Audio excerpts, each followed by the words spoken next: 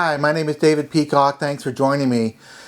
Today I'm going to revisit a subject that I did about 8 years ago, and that is my Giorgio de Chirico video. Now, that was almost a 2-hour video, and I pretty much got everything out that I knew about Giorgio de Chirico at that time. Now, since that time, I've rethought many things, and I wanted to do a video, just a very impromptu video of just an update on Giorgio de Chirico. Maybe people subscribed to me for that video and wanted more content, so I want to kind of follow up and see how much interest there is in Giorgio de Chirico. There's a lot of ways to approach this. My first thought when I wanted to revisit this subject was to talk about the de Chirico paintings with Enigma in the title, because that was such an important part of Giorgio de Chirico's work, is the word enigma, what it means, and how he approaches the enigma and defines enigma. So, I mean, here's like some of the enigma paintings which I have collected.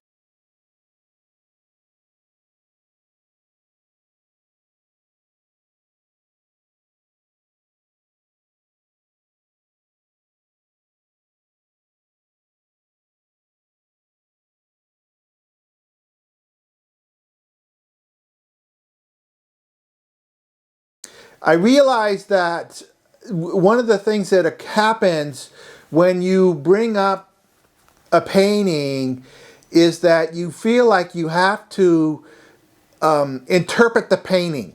Like when I look at a de Chirico painting, I have this emotional reaction, and it's a strange reaction, and just explaining the reaction is difficult.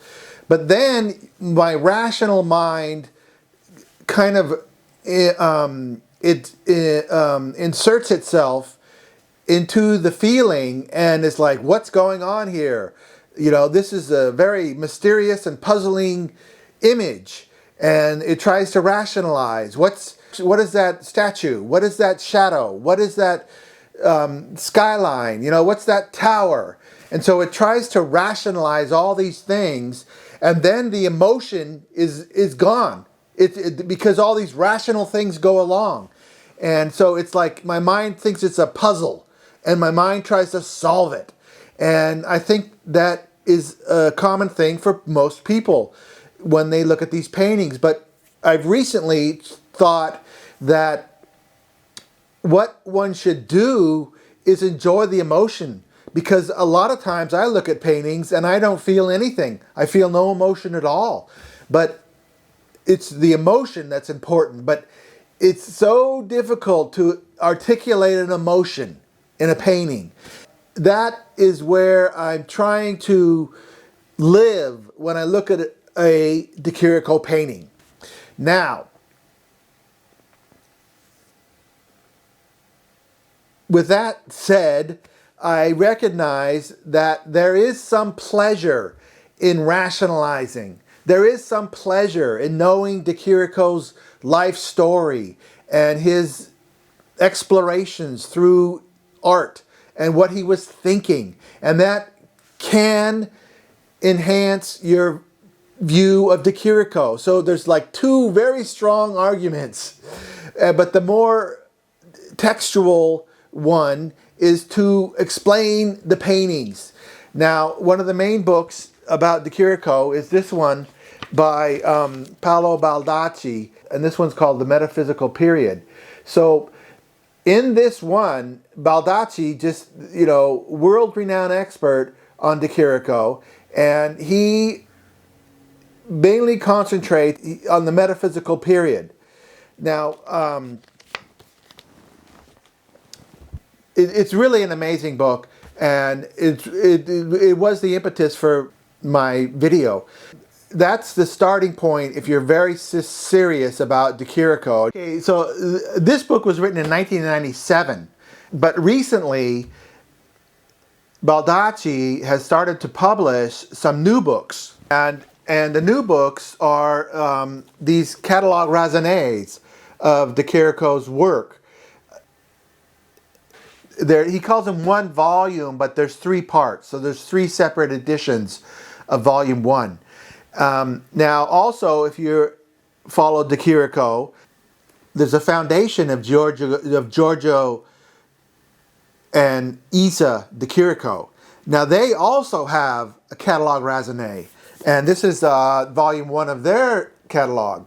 So, those are the two main official entities. There are many other books on the market, and I have some of them here, but I think I'll just concentrate on these two right now, and specifically on Baldacci, because his writing's amazing. He's a great writer, and he's very insightful, and he goes through these first paintings. He goes through the paintings, and he explains many of the things about the sources of the paintings.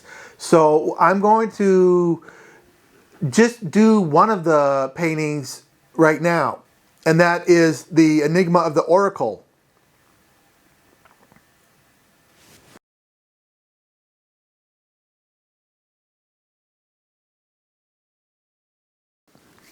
I'm going to go over some things that I think about it, which are just my interpretation. This is not authoritative. This is just the way I look at it. Hopefully, when you look at it, you see other things. The thing about interpreting paintings is, people are going to say, oh, your interpretation has a lot more to say about you than it does about the painting. And so maybe my interpretation does say something about me, and how I look at the world, but I hope my interpretation might be similar to your interpretation. But it's okay if it's not, because I'm going to tell you Baldacci's interpretation. But anyway, the way I look at this painting, I see the area, and you have a brick wall in the middle.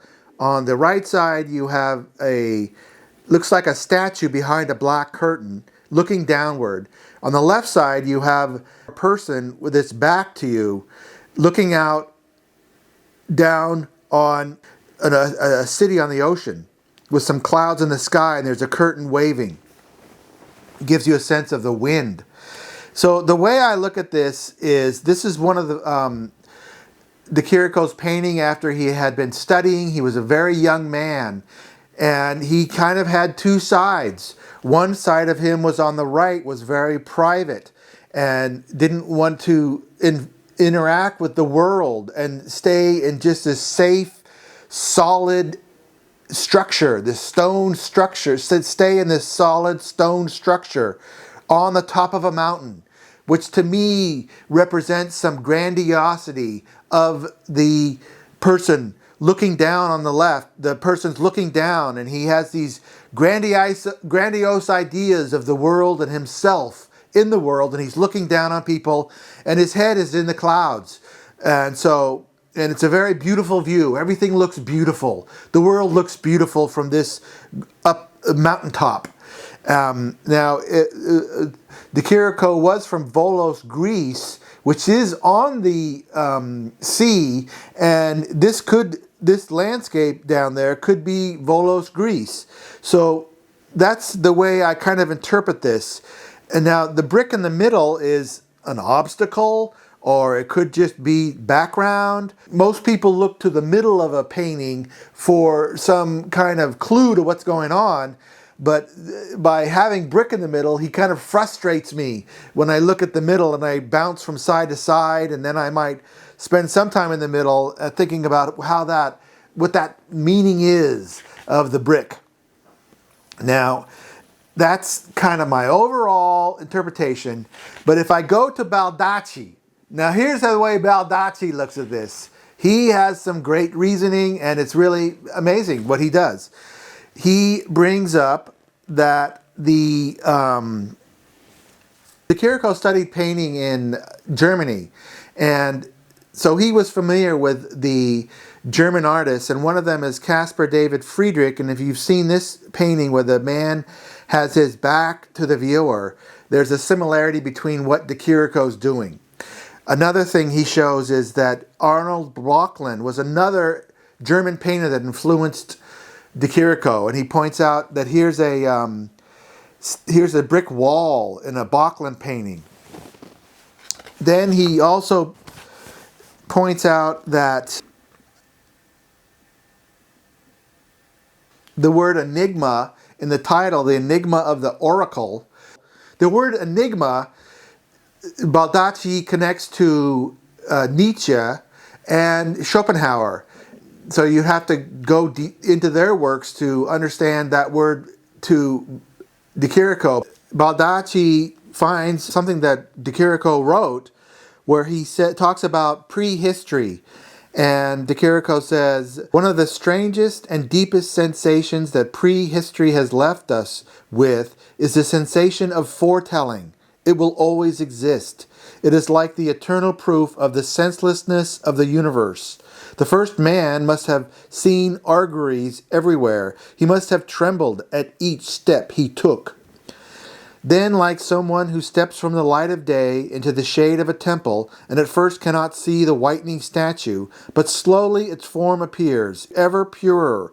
Slowly the feeling of the primordial artist is reborn in me. The primitiveness, the sacred shudder of the artist who touches a stone or a fragment of wood, who polishes it, touches it, caresses it, with sacred feeling that the Spirit of God resides within it.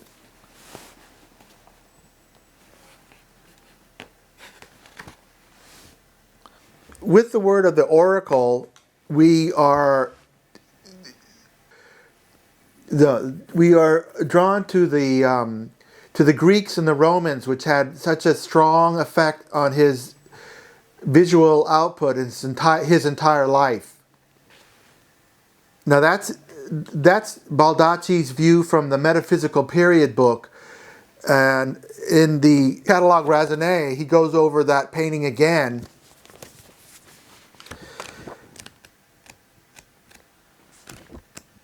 He talks about the curtains, and he says that the first immobile curtain on the right hides the statue as a sign that indicates the mystery of its various meanings. The second on the left alludes to the breath of prophecy, and how these two together are as a mystic pronouncement of fate, the prophecy of the gods.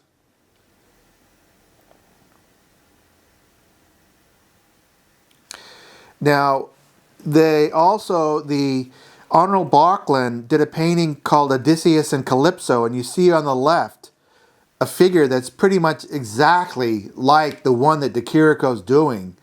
Now, so he's comparing, so in this way you would connect de Chirico seeing himself as Odysseus, looking out to his future and seeing where he has to go to be, Odysseus is trying to return to Penelope, but de Chirico may have seen himself as an explorer, exploring the life of an artist. He also shows Max Klinger's painting called The Walker. And you can see the similarity between the two walls. So that's that painting. So that's the video. That's what I wanted to cover today. I have at least one more video I want to make on de Chirico literature for people who are interested. If you are more interested in looking at de Chirico's work and going over it, leave a comment. Thanks for watching.